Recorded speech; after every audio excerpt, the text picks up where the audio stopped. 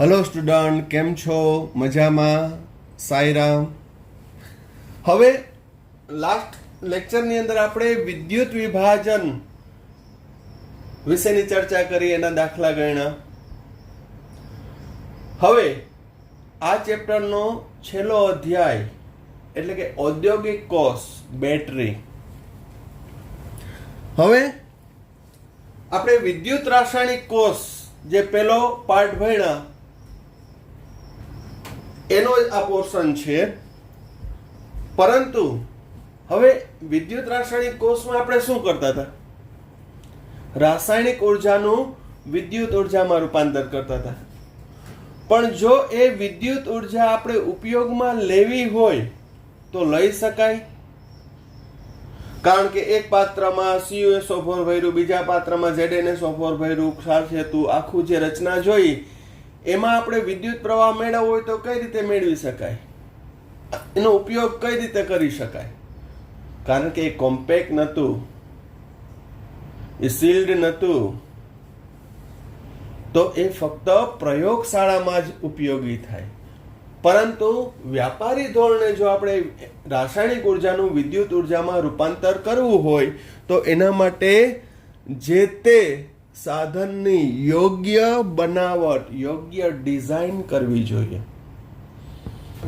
તો એના માટે છે એ ઔદ્યોગિક કોષ, ઇન્ડસ્ટ્રીયલ સેલ અથવા એને કહેવાય બેટરી, જે રાસાયણિક ઉર્જાનું વિદ્યુત ઉર્જામાં રૂપાંતર કરે છે। પરંતુ આ સાધન છે એકદમ નક્કર હોય છે, કોમ્પેક્ટ હોય છે, વજનમાં હલકું હોય છે, ગમે તે ઇલેક્ટ્રિક સોર્સિસની જરૂર હોય ત્યાં એ ફિટ બેસી જાય એવું હોય છે। તો હવે પછીના ટોપિકની અંદર આપણે ચર્ચા કરશું બેટરી વિશે। તો બેટરી છે એના મુખ્ય બે પ્રકાર છે, પ્રાથમિક કોષ પ્રાઇમરી બેટરી અને દ્વિતીયક કોષ। પ્રાથમિક કોષ એટલે શું? તો કે લાંબા વપરાશ બાદ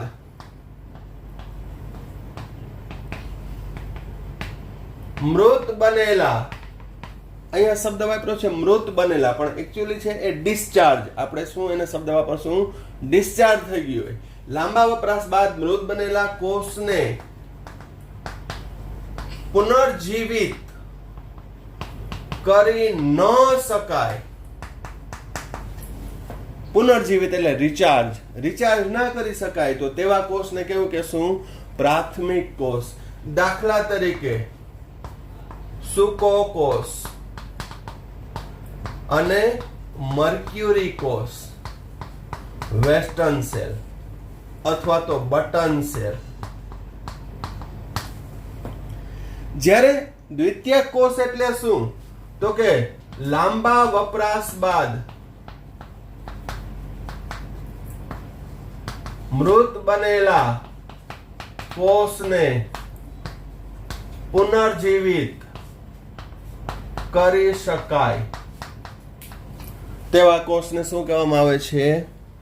તો કે દ્વિતીયક કોષ।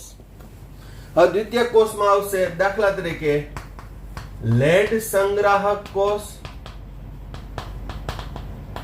અને નિકલ કેડમિયમ સંગ્રાહક કોષ। તો અહીં બેટરીમાં આપણે મુખ્યત્વે 4 બેટરીનો અભ્યાસ કરશું, જેમાં 2 પ્રાથમિક પ્રકારની, 2 દ્વિતીયક પ્રકારની।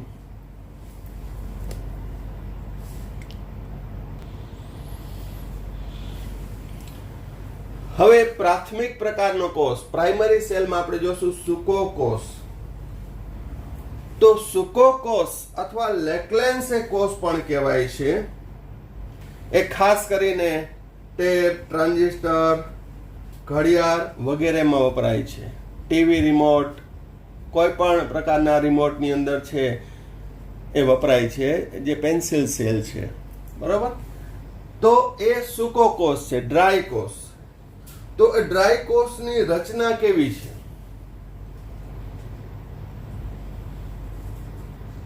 તો કે એક બંધ તળિયાવાળા નળાકાર પાત્રની અંદર છિદ્રાળુ કાગળનું અસ્તર લગાડેલું હોય છે. આ ઝીંકનું પાત્ર, તેમાં ગ્રેફાઇટનો સળિયો તળિયાને સ્પર્શે નહીં તે રીતે ગોઠવી તેની આજુબાજુ મેંગેનીઝ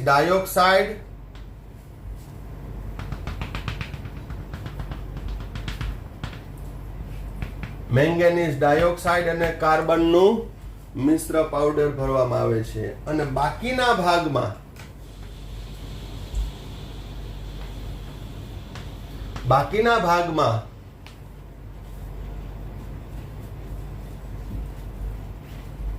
ZnCl2 અને NH4Cl ની ભીની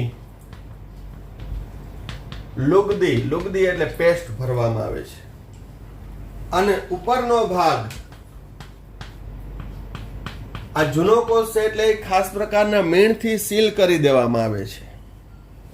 પણ હવે એના ઉપર એક પ્લાસ્ટિક કેપ આવે અને ગ્રેફાઇટના સળિયો સહિત બહાર રહે તે રીતે ગોઠવી ઉપર આ મેટલ કેપ રાખવામાં આવે છે. Metal cap. તો આ જે રચના છે એ સૂકો કોષ અથવા લેક્લેન્સે કોષ. હવે આ લેક્લેન્સે કોષની અંદર ફરીથી આપણે જોઈ લઈએ. બહારનું પાત્ર છે એ ઝિંકનું બંધ તળિયાવાળું પાત્ર છે. અંદર ગ્રેફાઇટનો સળિયો જે તળિયાને સ્પર્શે નહીં તે રીતે ગોઠવી તેની આજુબાજુ મેંગેનીઝ ડાયોક્સાઇડ અને કાર્બન ભરી દીધો.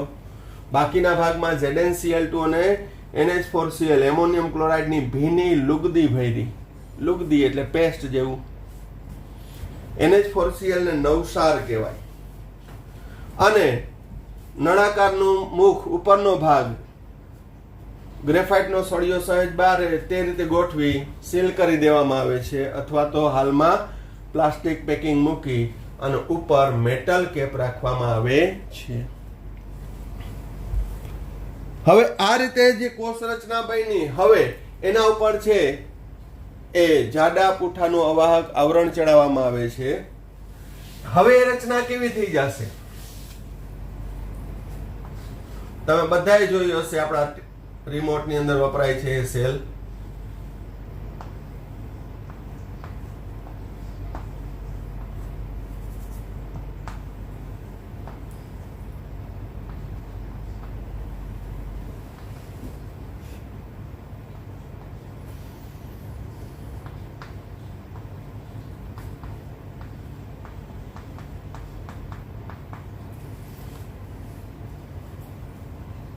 આ પેન્સિલ સેલ, જેમાં ઝિંકનું પાત્ર છે એ એનોડ તરીકે વર્તે છે. ફરી બરાબર ધ્યાન રાખજો, અહીંયા એનોડ એટલે માઇનસ, અને ગ્રેફાઇટનો સળિયો એ કેથોડ તરીકે વર્તે છે.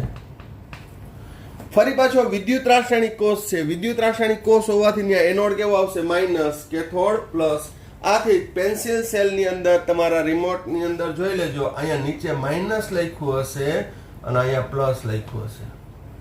આ માઇનસ એટલે ઝિંકનું પાત્ર એનોડ, અને ગ્રેફાઇટનો સળિયો છે એ કેથોડ તરીકે વર્તે. હવે કોષ પ્રક્રિયા શું થાય અને વિદ્યુત પ્રવાહ કઈ રીતે ઉત્પન્ન થાય? તો કે આ બંનેને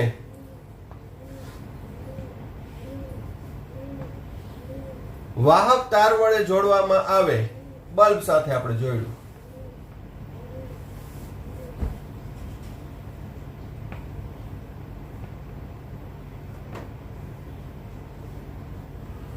અને કળ દબાવવું એટલે પરિપથ પૂર્ણ કરવું એટલે પ્રકાશિત થાય. અહીં ઇલેક્ટ્રોનનો પ્રવાહ એનોડ થી કેથોડ તરફ. તો પ્રક્રિયા કઈ થઈ હશે? તો જોજો. પેલા આપણે ટેક્સ્ટબુક મુજબની પ્રક્રિયા લઈ લઈએ. એનોડ તરીકે ઝિંક હોવાથી ઝિંક ઓક્સિડેશન અનુભવી Zn+2 વત્તા 2 ઇલેક્ટ્રોન. હવે કેથોડ ઉપર ગ્રેફાઇટ છે કેથોડ તરીકે, તો એ તો નિષ્ક્રિય વિદ્યુત ધ્રુવ છે. નિષ્ક્રિય વિદ્યુત ધ્રુવ હોવાથી એ પ્રક્રિયામાં ભાગ લેશે નહીં, પ્રક્રિયામાં ભાગ લેતો નથી. તો તેના સંપર્કમાં રહેલું, બરાબર ધ્યાન રાખજો, મેંગેનીઝ ડાયોક્સાઇડ, એમોનિયમ અને 1 ઇલેક્ટ્રોન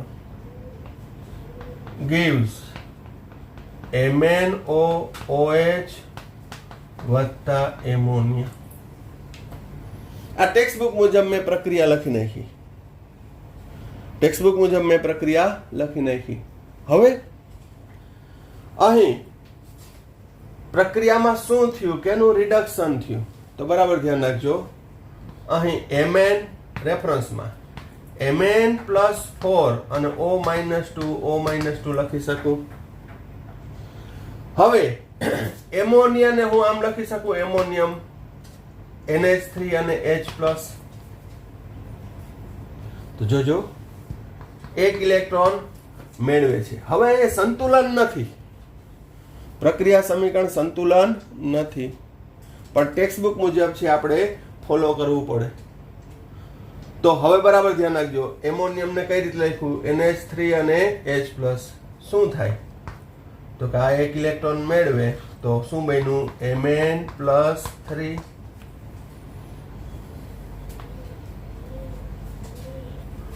O-2 ને H+ જોડાઈને શું બને, OH-1, O-2.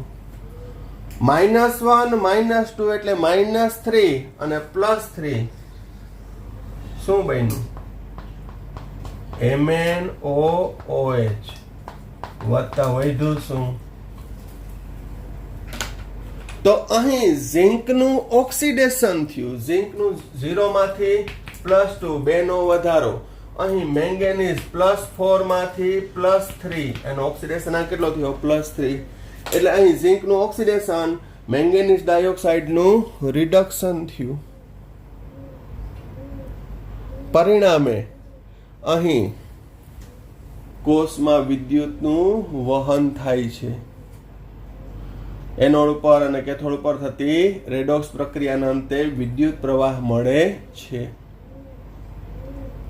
આ વાત થઈ ટેક્સ્ટ બુક મુજબ સમીકરણ. પછી હું રેફરન્સમાં બીજું લખાવીશ કે વાસ્તવિક પ્રક્રિયામાં શું થાય છે. થોડોક જ ફેરફાર છે, આનાથી વધારે ફેરફાર છે નહીં, પણ ત્યાં હું સમીકરણ સંતુલન કરીશ, કારણ કે ઓક્સિડેશન દરમિયાન ઉદ્ભવેલા ઇલેક્ટ્રોનનો ઉપયોગ સંપૂર્ણપણે રિડક્શન પ્રક્રિયામાં થઈ જવો જોઈએ. તો એ બેલેન્સ રિએક્શન કહેવાય. ઓકે, તો હવે અહીં આ પ્રક્રિયા દ્વારા વિદ્યુત પ્રવાહ મળે છે. હવે આ કોષને પ્રાથમિક કોષ શા માટે કીધો, તો બરાબર ધ્યાન રાખજો. અહીં ઝિંકનું ઓક્સિડેશન થઈ, Zn+2 બન્યું. કેથોડ ઉપર MnO2 નું રિડક્શન થઈ, MnOOH બન્યું. હવે ફરી પાછી કોષ પ્રક્રિયા ક્યારે થાય, તો કે પ્રતિગામી પ્રક્રિયા થાય. Zn+2 માંથી ઝિંક બની જાય તો, અને Mn+3 માંથી ફરી પાછું શું બની જાય, Mn+4. તો પાછા હતા એવા ને એવા શું બની જાય, Zn અને MnO2. સિમ્પલ એક ઉદાહરણ આપું. હું એમ કહું કે A બિંદુએ થી B બિંદુએ જાય ને તો વિદ્યુત પ્રવાહ મળે છે. A થી B બિંદુએ જાય તો વિદ્યુત પ્રવાહ મળે. તો પાછો વિદ્યુત પ્રવાહ જોતો હોય તો શું કરવું પડે, મારે B માંથી પાછું ક્યાં આવવું પડે, A, કારણ કે ડાયરેક્શન કયું છે, A થી B તરફ આવો તો Zn ઓક્સિડેશન અનુભવે અને મેંગેનીઝ ડાયોક્સાઇડ રિડક્શન અનુભવે તો જ વિદ્યુત પ્રવાહ મળશે. તો એનો મતલબ ફરી પાછું Zn+2 માંથી ઝિંક બનવા માટે પ્રતિગામી પ્રક્રિયા થવી જોઈએ, Mn+3 માંથી Mn+4 બનવા માટે પ્રતિગામી પ્રક્રિયા થવી જોઈએ. આથી રિચાર્જમાં શું કરવામાં આવે છે, તો કે અહીં એનોડ અને કેથોડ સાથે વિરુદ્ધ વિદ્યુત પ્રવાહ પસાર કરવામાં આવે. છતાં પણ અહીં Mn+3 નું Mn+4 માં ઓક્સિડેશન વિદ્યુત પ્રવાહની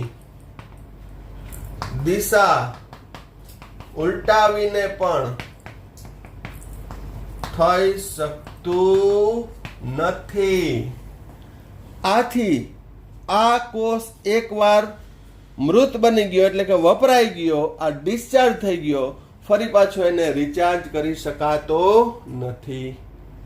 એટલે જ ઘડિયાળમાં નાખેલા કે રિમોટમાં નાખેલા જે આપણે પેન્સિલ સેલ વાપરીએ છીએ એ પછી પૂરા થઈ ગયા એટલે એને ફેંકી દઈએ છીએ, ડસ્ટબિનમાં નાખી દઈએ છીએ.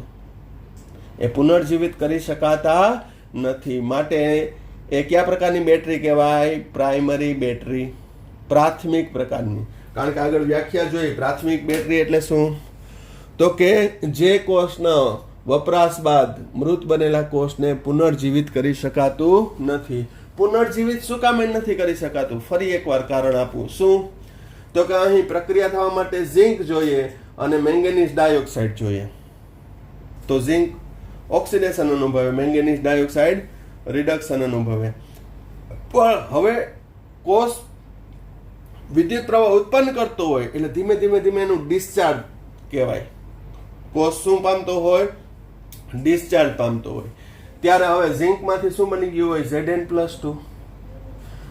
કેથોડ ઉપર MnO2 માંથી શું બની ગયું હોય? મેંગેનીઝ ઓક્સાઇડ, હાઇડ્રોક્સી ઓક્સાઇડ બની ગયું હોય. તો હવે ફરી પાછું કોષ કાર્યરત થાય તો +3 નું +4 માં રૂપાંતર થવું જોઈએ, +2 નું 0 માં. તો આ પ્રક્રિયા તો થઈ જાય, પણ અહીં Mn+3 નું Mn+4 માં ઓક્સિડેશન, વિદ્યુત પ્રવાહની દિશા ઉલટાવીને, એટલે ઉપરથી આપણે વિદ્યુત પ્રવાહ પસાર કરો, ચાર્જર લગાડો ત્યાં, તો આ પ્રક્રિયા થતી નથી. કઈ પ્રતિગામી પ્રક્રિયા થતી નથી.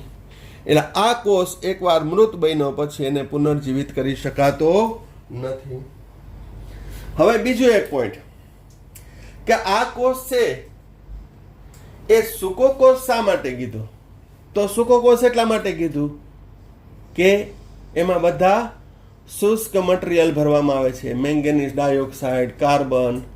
પરંતુ સંપૂર્ણ કોષ છે સૂકો નથી. સાવ ડ્રાય સેલ ના કહી શકાય એને.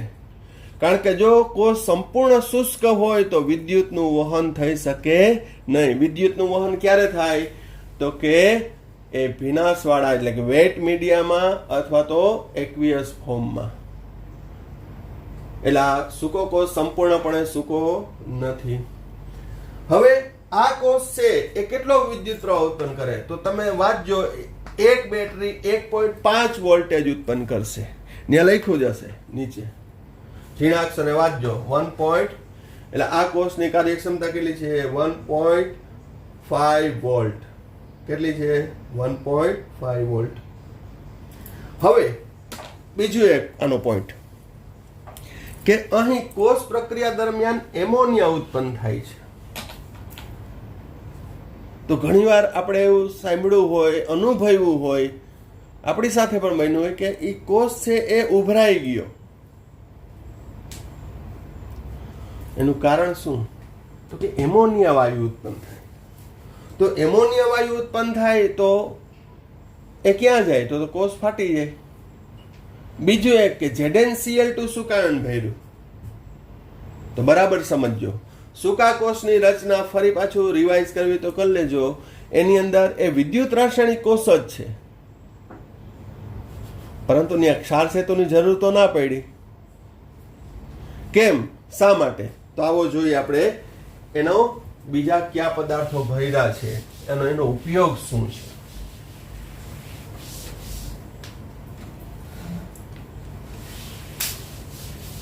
બરાબર સમજો. અહીં કોષ પ્રક્રિયા ફરી પાછી લખી નાખું છું. એનોડ ઉપર Zn માંથી Zn+2 2 ઇલેક્ટ્રોન, કેથોડ ઉપર MnO2 વત્તા NH4+1. અહીંયા 2 મોલ લઈ લઉં છું. હવે Mn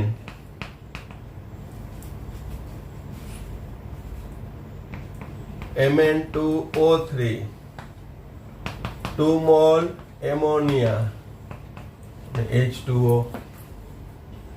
સંતુલન હશે જ. હવે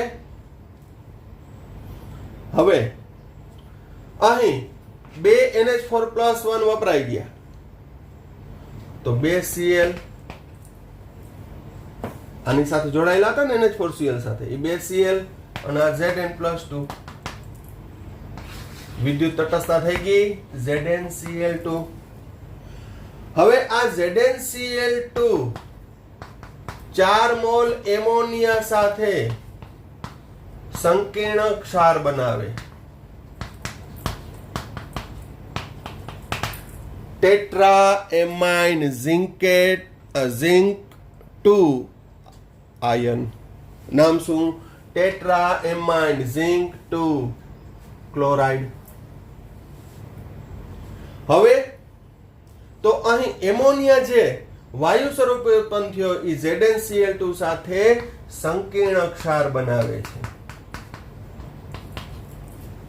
સંકીર્ણ ક્ષાર કઈ રીતે બને એ પણ મેં તમને આગળના સંદર્ભમાં કીધું જ છે કે ઝિંકનો ઓક્સિડેશન Zn+2 છે તો આર્ગોન 3d10 આથી ખાલી પડેલી 4s ખાલી પડેલી 4p નું સંમિશ્રણ થઈ sp3 સંકૃત કક્ષક ઉદ્ભવે, જેમાં 4 એમોનિયામાંથી આવતા 4 ઇલેક્ટ્રોન યુગ્મ ગોઠવાય છે અને સંકીર્ણ બનાવે અથવા સંવર્ગ સંયોજન બનાવે.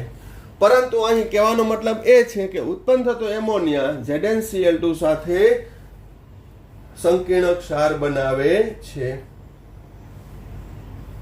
જેથી આ કોષ છે એમાં એમોનિયાનું દબાણ છે ઓછું થઈ જાય, એટલે કે ઉભરાવાનો સવાલ ઓછો થઈ જાય.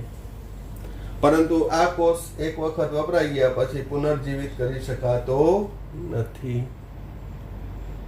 તો અહીં સૂકા કોષ છે એની અંદર ઝડપથી મુદ્દા કહી દઉં. સૂકા કોષ લેક્લેન્સ નામના વૈજ્ઞાનિકે શોધ્યો હોવાથી લેક્લેન્સ કોષ કહે છે. આ કોષનો કોષ પોટેન્શિયલ 1.5 વોલ્ટ છે. સૂકો કોષ એકવાર મૃત બની ગયા પછી પુનર્જીવિત કરી શકાતું નથી, એટલે કે ડિસ્ચાર્જ થઈ ગયું પછી એને રિચાર્જ કરી શકાતો નથી. ડિસ્ચાર્જ એટલે વિદ્યુત પ્રવાહ ઉત્પન્ન કરતો હોય ત્યારની પ્રક્રિયા. તો એનોડ અને કેથોડ પરની પ્રક્રિયા ખાસ યાદ રાખવાની છે.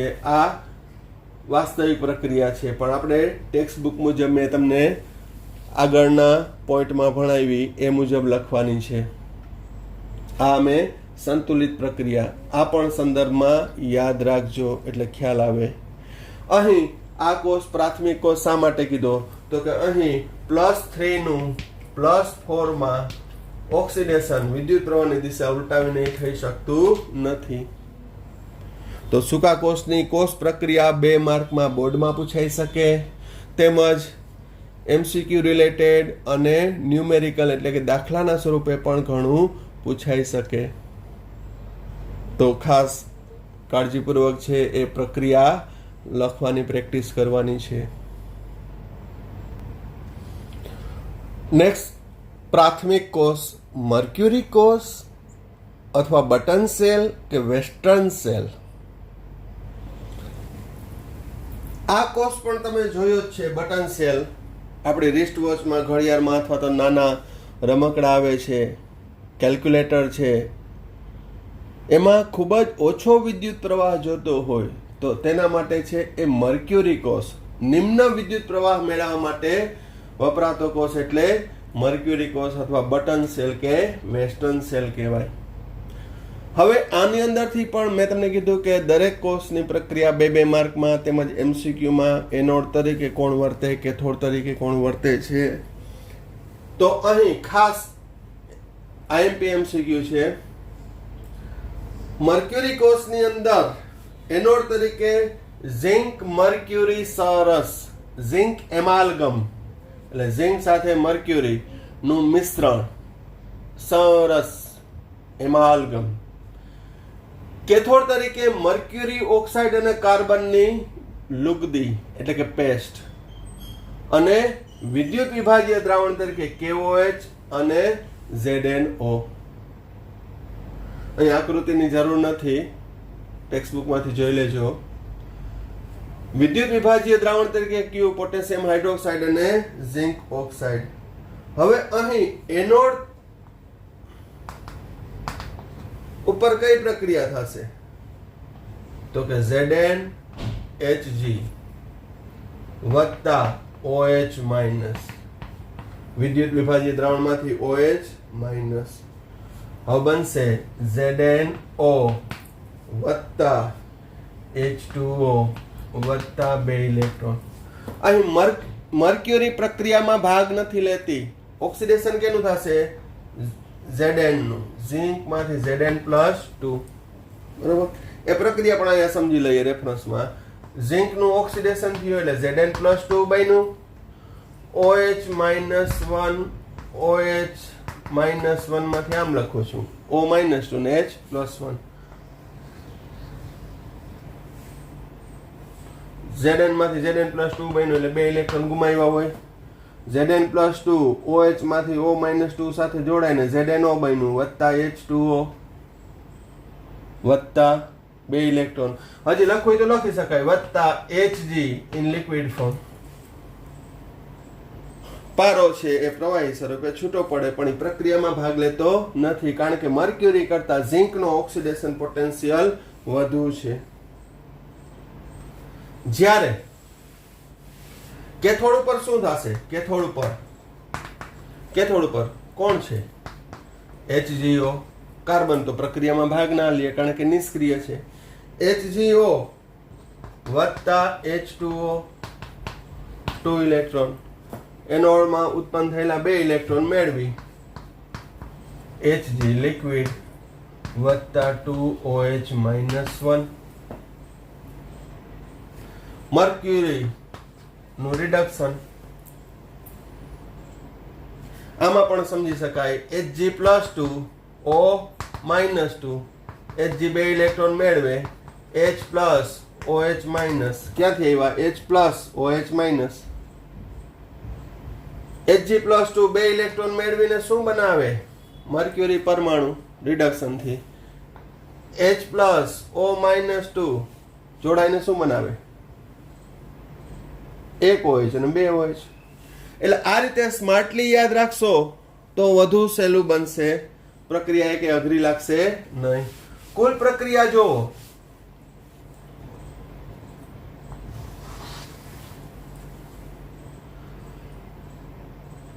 ઉત્પન્ન થયું, વપરાઈ ગયું, વપરાણું, ઉત્પન્ન થઈ ગયું. તો એકચ્યુઅલી Zn વત્તા HgO gives ZnO વત્તા Hg.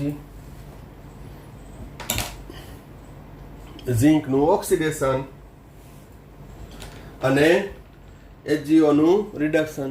તો આ પ્રક્રિયા દરમિયાન એકે આયનો ઉત્પન્ન થતા નથી. સૂકા કોષમાં થતા હતા એમાં અહીંયા આયનો ઉત્પન્ન થતા નથી. ઉત્પન્ન થયા તો સામે વપરાઈ ગયા છે. બરોબર. તો આ કોષનો કોષ પોટેન્શિયલ 1.35 વોલ્ટ છે. આનો કોષ પોટેન્શિયલ કેટલો છે? 1.35 વોલ્ટ. તો બટન સેલમાં પણ જોજો તમે જ્યારે ખલાસ થઈ ગયો હોય, બદલાવાનો હોય ત્યારે એની અંદર જોજો. ટેલિસ્કોપિક મોબાઈલના લેન્સનો ઉપયોગ કરીને જોજો એટલે દેખાશે. કેટલો? 1.35 વોલ્ટ. તો MCQમાં યાદ રાખવાનું દરેક કોષનું. અહીં ખાસ એનોડ તરીકે કોણ વર્તે, કેથોડ તરીકે કોણ વર્તે એ ખાસ તૈયાર કરવાનું છે. MCQમાં પૂછાય છે, પૂછાયેલું છે, ખાસ કરીને બોર્ડ અને ગુજસીટીમાં. તો અહીં પ્રાથમિક કોષમાં સૂકો કોષ અને મર્ક્યુરી કોષ આ બેની ચર્ચા પૂરી કરી. હવે દ્વિતીયક કોષની ચર્ચા કરશું.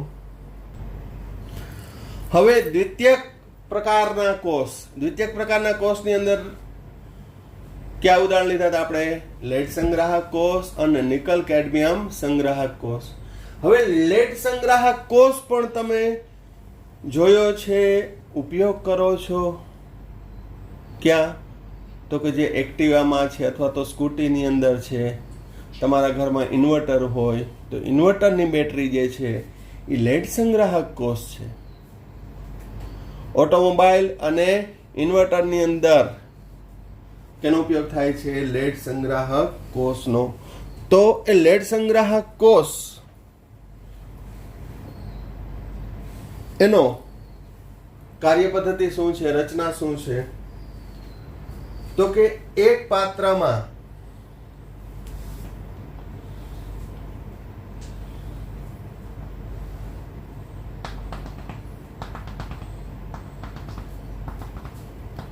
,38% વેટ બાય વેટ H2SO4 નું દ્રાવણ ભરવામાં આવે છે. તેમાં વાદળી જેવી પોચી લેડની પ્લેટ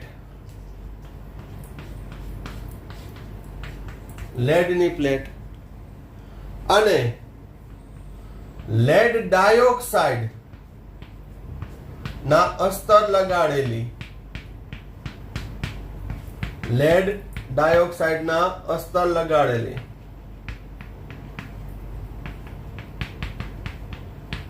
લેડની પ્લેટ ડુબાડવામાં આવે છે. અહીં લેડની પ્લેટ એ એનોડ તરીકે વર્તે છે એટલે એ બનશે માઇનસ, અને લેડ ડાયોક્સાઇડના અસ્તર લગાડેલી લેડની પ્લેટ કેથોડ તરીકે વર્તે છે એટલે એ બનશે પ્લસ. હવે આ બંનેને જોડી અને પરિપથ પૂર્ણ કરવામાં આવે તો તેમાંથી આપણે વિદ્યુત પ્રવાહ મળશે. તો વિદ્યુત પ્રવાહ કઈ રીતે મળે? તો આ જે પ્રક્રિયા લખું છું એ ડિસ્ચાર્જિંગ ની કહેવાય. કઈ પ્રક્રિયા કહેવાય? ડિસ્ચાર્જિંગ પ્રક્રિયા. એમાં એનોડ ઉપર પેલા ટેક્સ્ટ બુક મુજબ પ્રક્રિયા લખી નાખું છું. એનોડ ઉપર કોણ? Pb સોલિડ વત્તા H2SO4 દ્રાવણમાંથી એમાંથી SO4-2 PbSO4 વત્તા 2 ઇલેક્ટ્રોન. શું થયું હશે? તો કે Pb નું ઓક્સિડેશન થઈ Pb+2 બન્યું, 2 ઇલેક્ટ્રોન ગુમાવ્યા. Pb+2 દ્રાવણમાં જાય, પણ દ્રાવણમાં જશે તો H2SO4 માના SO4-2 સાથે પ્રક્રિયા કરી. તમને ખબર હોવી જોઈએ PbSO4 અલ્પદ્રાવ્ય ક્ષાર છે. અલ્પદ્રાવ્ય ક્ષાર હોવાથી PbSO4 પાવડર સ્વરૂપે જોવા મળશે અને એ અહીંયા ચોંટી જશે. એનોડ ધ્રુવ પર એ PbSO4 ચોટેલો રહેશે. તો એનોડ ઉપર શું? Pb નું Pb+2 માં ઓક્સિડેશન. કેથોડ પરની પ્રક્રિયા જોજો. કેથોડ પરની પ્રક્રિયામાં શું છે? PbO2. શું છે? PbO2. H2SO4 માંથી 4H+, 1 SO4-2. 1 SO4 અહીંયા વપરાણો, 1 SO4 અહીંયા. અને કેથોડ પર કેટલા H+ વપરાશે? 4 વત્તા રિડક્શન દરમિયાન 2 ઇલેક્ટ્રોન. તો શું બન્યું? PbSO4 વત્તા 2 મોલ H2O. તો આ પ્રક્રિયા આપણે મિકેનિઝમના આધારે સમજીએ. પહેલા એમને એમ ટેક્સ્ટ બુકની જેમ યાદ રાખવાની વાત બરોબર કે PbO2 વત્તા 4H+ વત્તા SO4-2 2 electron gives PbSO4 into 2 mall H2O. તો અહીં PbSO4 પણ છે એ કેથોડ ઉપર ચોટેલો રહેશે. પણ આ પ્રક્રિયા કેમ થઈ છે સમજી લઈએ. PbO2 માં હું આમ લખું Pb+4 O-2 O-2. 2 ઇલેક્ટ્રોન મેળવે છે. 4H+ ને આમ લખું 2H+, 2H+. શું થશે? Pb+2 Pb+4 2 ઇલેક્ટ્રોન મેળવે તો શું બને? Pb+2 બને. H2SO4 માંથી SO4-2 તો શું બની જાય? PbSO4. શું બન્યું? PbSO4. અને આ શું બન્યું?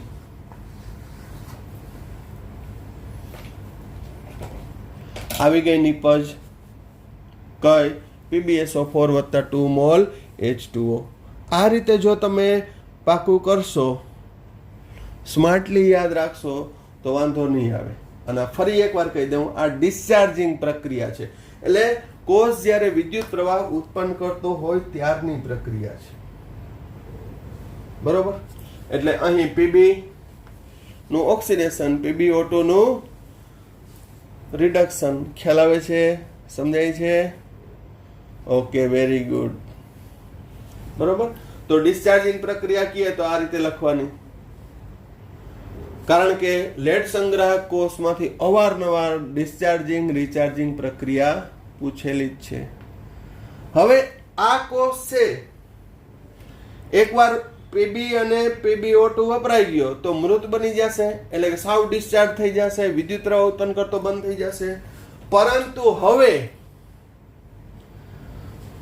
અહીં ડિસ્ચાર્જ થયેલા કોષને ઊંચા વોલ્ટેજ ધરાવતું વિદ્યુત દબાણ, એટલે કે હું અહીંયા કહું ચાર્જર લગાડ્યું, મેં શું લગાડ્યું? ચાર્જર.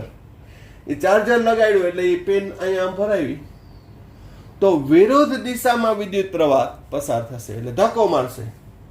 બરોબર? ફરી પાછું યાદ દેવાનું, રિચાર્જિંગમાં બીજું કઈ નથી. A gives B તો મને વિદ્યુત પ્રવાહ મળે. A બિંદુએથી B બિંદુએ આવે તો વિદ્યુત પ્રવાહ મળે. મારે શું કરવું પડે? આમ ધક્કો મારવો પડે ને, જા પાછો A પાસે જા. A થી B વિદ્યુત પ્રવાહ મળે તો ફરી પાછું આપણે ધક્કો મારીને ત્યાં જ લઈ આવવું પડે. તો અહીં વિરુદ્ધ દિશામાં વિદ્યુત પ્રવાહ પસાર કરવામાં આવ્યું તો થશે શું? બરાબર ધ્યાન રાખજો. ચાર્જિંગ પ્રક્રિયામાં એનોડ અને કેથોડ ધ્રુવ પર પ્રતિગામી પ્રક્રિયા થશે. કઈ પ્રક્રિયા થશે? પ્રતિગામી. તો પ્રતિગામી પ્રક્રિયા કઈ થશે એ જોઈએ.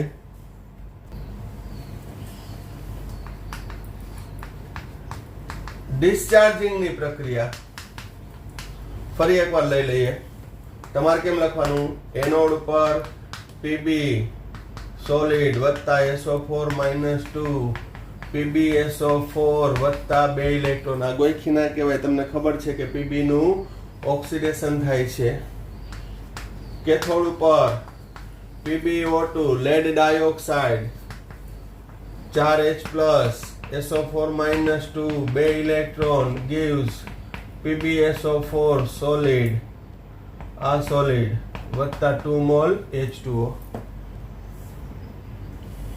હવે રિચાર્જિંગ પ્રક્રિયા.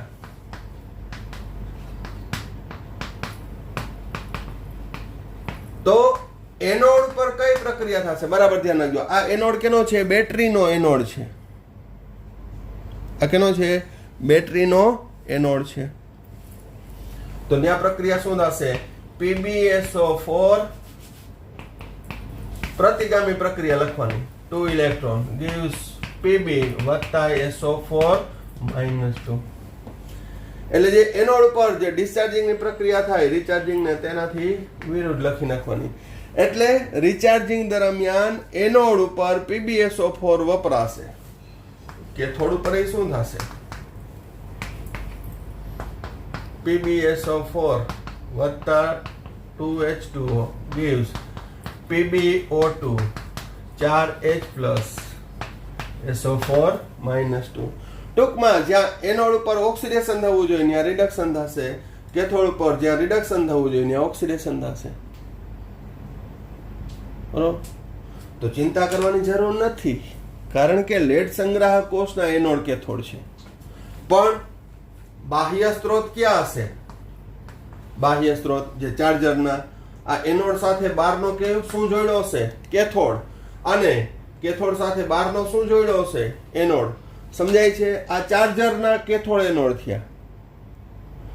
બેટરીના એનોડ કેથોડ સાથે ચાર્જરના શું જોડવાના? કેથોડ અને એનોડ.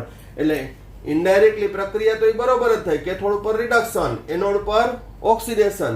પણ આપણે કેના સંદર્ભમાં લેવાનું છે? એનોડ કેથોડ બેટરીના સંદર્ભમાં. કેના સંદર્ભમાં લેવાનું છે? બેટરીના સંદર્ભમાં. ખ્યાલ આવે છે? Okay, very good. તો આ રિચાર્જિંગ પ્રક્રિયા ખાસ IMP છે, રિચાર્જિંગ ડિસ્ચાર્જિંગ.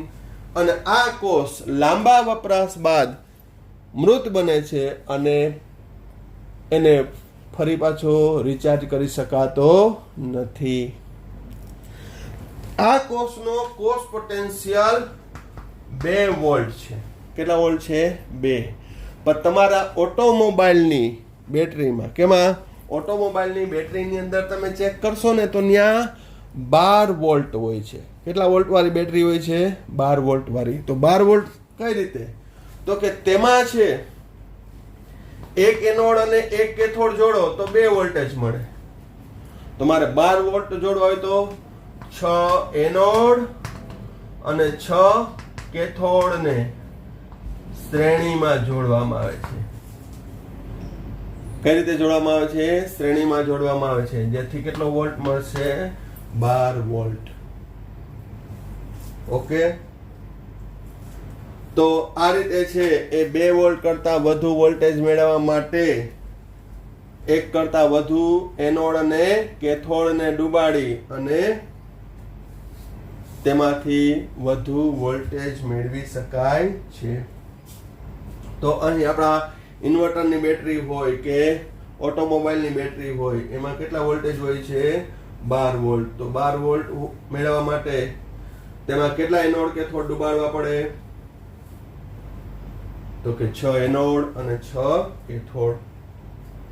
આ વખતે ઇન્વર્ટરની બેટરીમાં પણ જોજો, એમાં કુલ 6 બટન હશે. 6 એનોડ કેથોડ. ઓકે, હવે બીજો દ્વિતીયક કોષ નિકલ કેડમિયમ સંગ્રાહક કોષ.